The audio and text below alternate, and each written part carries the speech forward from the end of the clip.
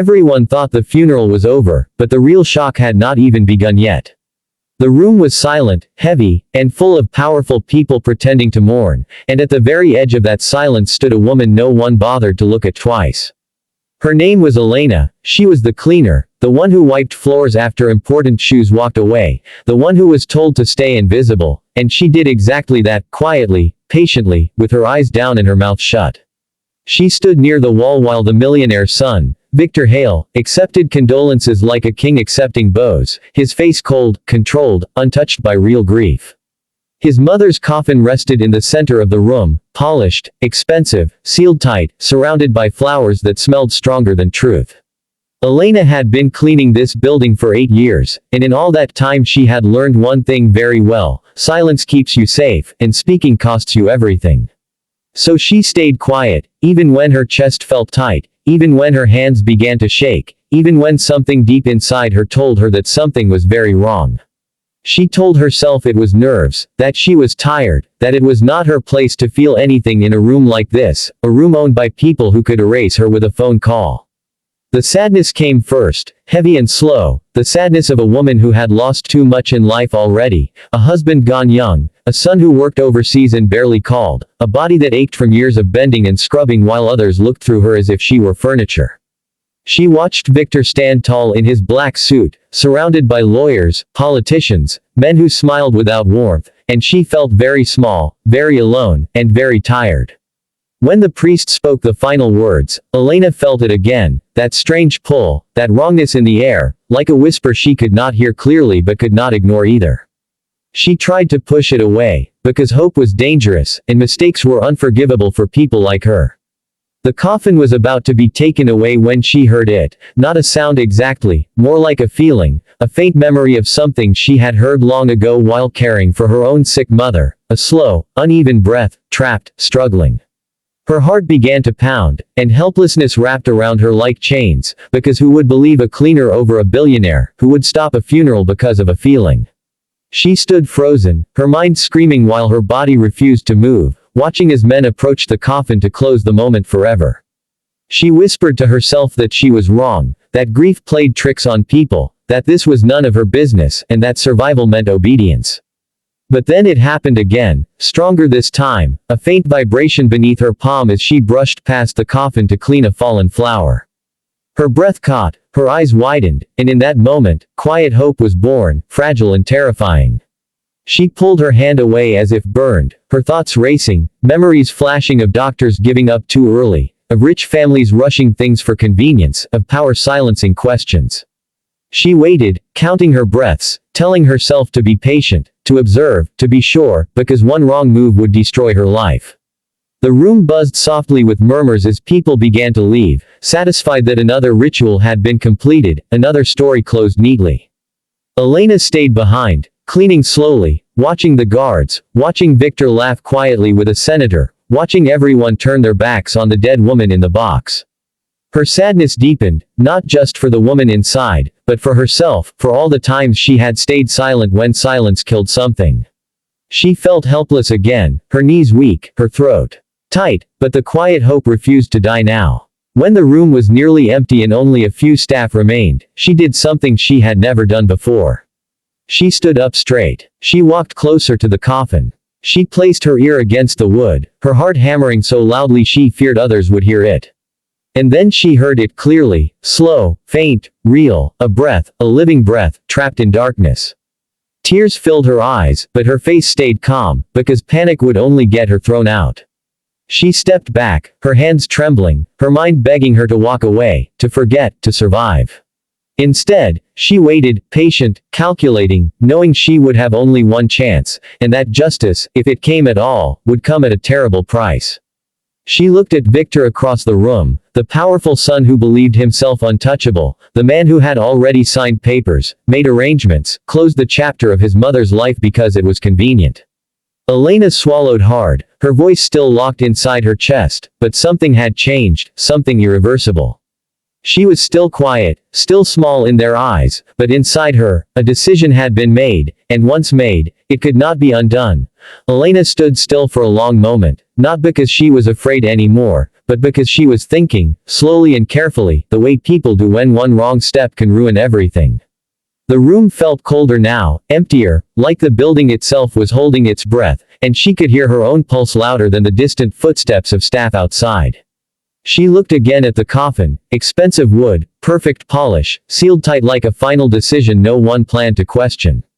Her sadness returned, deeper than before, because she knew what usually happened to people like her when they questioned powerful men. They were removed, replaced, forgotten. She had seen it happen before. Guards fired for speaking too much, nurses blamed for mistakes they did not make, cleaners accused of theft just to silence them. The helplessness pressed down on her chest again, telling her to walk away, to pretend she never heard anything, to go home and sleep and let the world stay cruel but predictable. She imagined herself leaving the building, catching the bus, sitting alone in her small apartment, wondering for the rest of her life if she could have saved someone and chose not to. That thought hurt more than fear ever had. She took a slow breath, then another, grounding herself the way she had learned during years of swallowing anger and pain. Quiet hope flickered again, not loud or brave, just steady, like a candle refusing to go out in a drafty room. She did not rush, she did not shout, she did not run to Victor screaming like the movies would show. Instead, she did what survival had taught her best, she waited and watched. She noticed the guard's schedule, the way two men rotated near the doors, the way Victor's attention drifted as his phone buzzed with messages, the way arrogance made people careless. She leaned closer to the coffin, her movements slow and invisible, her face calm, her body screaming inside. Each second felt heavy, but patience was something she had practiced all her life, patience while being underpaid, patience while being ignored, patience while injustice smiled at her face. When Victor finally turned to leave, giving a short nod to his assistant, Elena felt her window opening. She stepped forward, just enough to be seen, her voice low, respectful, almost apologetic. She said, "Sir, excuse me," very softly, the way servants are trained to speak. Victor turned, annoyed, his eyes sharp and dismissive, already deciding she was not worth his time. "What is it?" he said, without warmth, without patience. Elena felt the old fear rise again, but she held it down, reminding herself that fear had never protected her before. She said, "Sir, I believe there is a mistake," her voice trembling just enough to sound unsure, not enough to sound crazy. Victor frowned, glancing at the coffin, then back at her, irritation clear on his face. "A mistake," he repeated, like the word offended him. Elena nodded slowly, keeping her eyes lowered, choosing humility as armor. "I heard something, sir," she said, "something inside the coffin." The room went quiet in a different way now, not heavy, but sharp. Victor laughed once, short and cold, and several people nearby smirked. "This is not appropriate," he said, his voice firm, ending the conversation in his mind. Elena felt helplessness crash over her again, stronger than before, because she knew this reaction, she had lived under it for years. But quiet hope pushed back, reminding her of the breath she heard, reminding her that truth did not care who believed it at first. "Sir," she said again, slightly louder now, still respectful, "please, she is not dead." The words hung in the air like something forbidden. Victor's face changed, not to fear, but to anger, the kind that comes from being challenged by someone considered beneath you. "Enough," he snapped, looking at the guards, "remove her." Elena's knees nearly buckled, but she did not stop. She took a step closer to the coffin, her hands shaking now, tears burning behind her eyes, but her voice clear. "Sir," she whispered urgently, "I heard her breathing, please, just open it, just listen." People began murmuring, discomfort spreading, some faces uneasy, others amused. Victor felt eyes on him now, and that irritated him more than her words. He walked toward her, standing close, towering over her, his voice low and dangerous. "You are a cleaner," he said, "you are tired, confused, and you will stop this nonsense right now." Elena looked up at him then, meeting his eyes for the first time, and something surprised him. There was fear, yes, but also something stronger, a quiet certainty that did not beg. "Sir," she said, "if I am wrong, you lose nothing, but if I am right, you lose your mother forever." That sentence cracked something in the room. Silence fell again, heavier than before. Victor hesitated, just for a second, and in that second, Elena felt hope surge, fragile but real. But arrogance won quickly. He straightened, masking the doubt, and turned to the guards. "Take her out," he ordered. The guards moved toward her, and helplessness returned like a wave crashing down. Elena felt hands grip her arms, firm but not cruel, just doing their job. Tears spilled now, not dramatic, just silent, because she knew this might be the end of her chance. As they pulled her away, she cried out, louder now, no longer polite. "Please, she is alive, I swear, please, listen to her, please." Her voice echoed through the hall, raw and desperate, and for a moment, even the guards slowed, uncertainty flickering across their faces. Victor turned his back, already done with her, already sealing the outcome. And then it happened. A sound, unmistakable, a dull thump from inside the coffin, followed by a weak scratching, slow and desperate. The room froze. Every head turned. The guards released Elena without thinking. Victor spun around, his face draining of color. The scratching came again, faint but real, followed by a muffled gasp. Elena collapsed to her knees, sobbing now, not from fear, but from relief and terror mixed together. She had been right. The powerful people who had laughed moments before now stood silent, their confidence cracking. Victor took an unsteady step toward the coffin, his hands shaking, his mind racing between denial and horror. "Open it," someone whispered. Victor stood frozen, his authority suddenly useless against the sound of life clawing from inside a box he had sealed. Elena looked up at him through tears and said softly, "Sir, please, before it's too late." And in that moment, the untouchable man realized that patience, silence, and a cleaner's quiet courage had brought him to the edge of something he could not control anymore. Victor's hand hovered above the coffin latch, trembling in a way no one in that room had ever seen before, because power had never prepared him for this kind of moment. The sadness in the room shifted, no longer quiet and distant, but sharp and choking, as realization spread across faces that had come only to perform grief, not confront truth. Elena remained on her knees, her body weak, her heart pounding, feeling the weight of everything she had carried for years pressed down on her all at once. She felt small again, painfully aware of how close she was to being dragged out, blamed, erased, even now. The helplessness returned as she watched Victor hesitate, because she understood something terrifying. He might still choose himself over his mother, he might still silence this moment to protect his name. The guards exchanged uneasy glances, unsure who to obey now, and the powerful guest stepped back instinctively, as if distance could protect them from guilt. Victor finally touched the latch, then stopped, his jaw tightening, his eyes darting to the crowd, calculating consequences the way men like him always did.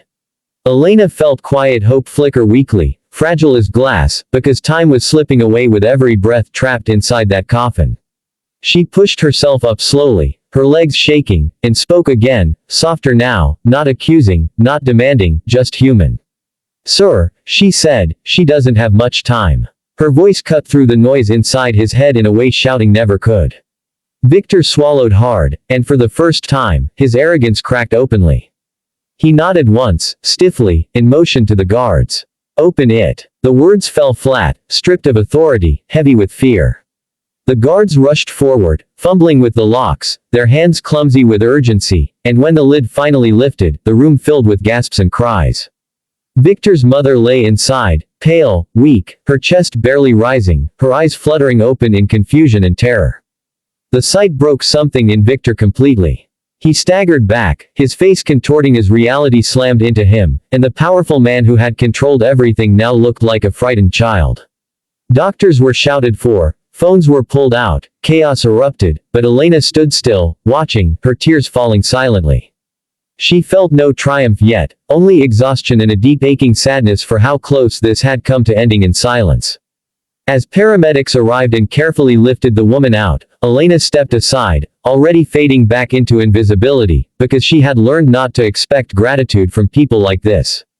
Victor knelt beside his mother, shaking, whispering her name, and for the first time, the crowd saw him stripped of influence, reduced to a son who had almost buried a living parent. The room buzzed with whispers now, not mocking, but fearful, because everyone understood what this meant. Questions would come. Blame would follow. And Elena, standing alone near the wall again, felt helplessness return in a new form, because she knew how these stories usually ended, with the weakest paying the highest price. She imagined the accusations forming already: delays, negligence, emotional disturbance, all convenient words to redirect responsibility. Quiet hope dimmed, replaced by patience again, the same patience that had carried her through years of unfairness. She waited as Victor's mother was rushed out, alive but fragile, and the room slowly emptied once more. When Victor finally stood, his face hardening again as control returned piece by piece, Elena braced herself, knowing this was the moment where justice could still slip away. He turned toward her, his expression unreadable, and the silence between them stretched painfully long. Guards watched. Staff listened. The building itself seemed to lean in. Elena lowered her eyes, ready for dismissal, accusation, even arrest, her body tense but her conscience strangely calm. She had done what she could. Whatever came next, she would carry it. Victor walked closer, stopping just a step away from her, and spoke in a voice stripped of cruelty but heavy with something unfamiliar: shame. "You saved her," he said quietly. Elena did not respond, not because she didn't hear him, but because she had learned words from powerful men could change quickly. He exhaled slowly, then added, "And you stopped me from making the worst mistake of my life." The room stayed silent, waiting to see what justice would look like when spoken by someone who had never needed it before. Victor stood there longer than anyone expected, not speaking, not moving, just breathing like a man who had narrowly escaped a cliff he never saw coming. The sadness in the room softened into something heavier and more honest, because now everyone understood how close they had come to witnessing a living woman buried by arrogance and haste. Elena waited, her hands clasped tightly in front of her, patience wrapping around her again like an old coat, worn but familiar. She expected dismissal, maybe quiet punishment later, because justice had never been loud for people like her. Victor finally turned to the others, his voice steady but changed, and said the funeral was postponed indefinitely, that there would be an investigation, and that everyone could leave. The powerful guests obeyed quickly, relief written on their faces as they escaped consequences that were no longer abstract.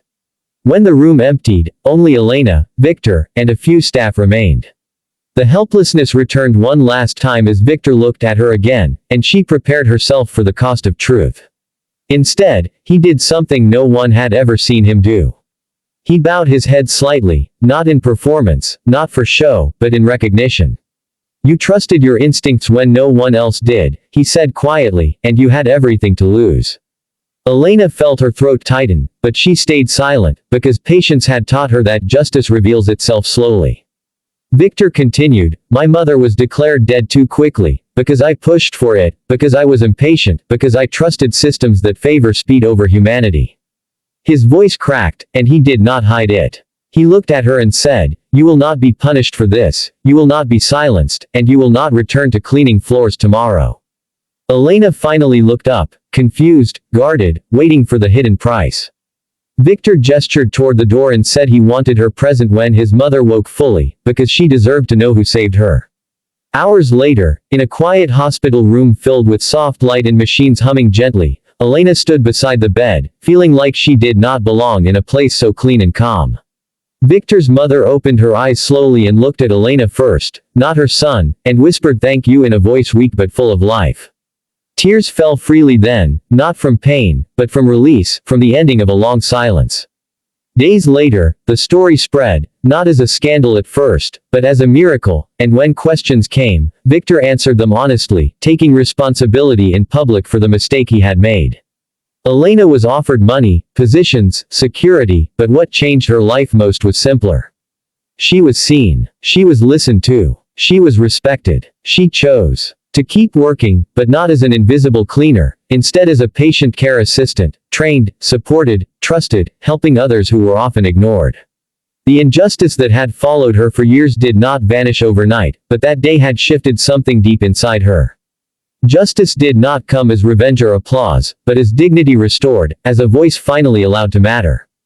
And every time Elena passed a hospital room and heard the quiet rhythm of breathing, she remembered that patience, quiet hope, and the courage to speak once, at the right moment, could save a life, even in a world built to ignore people like her.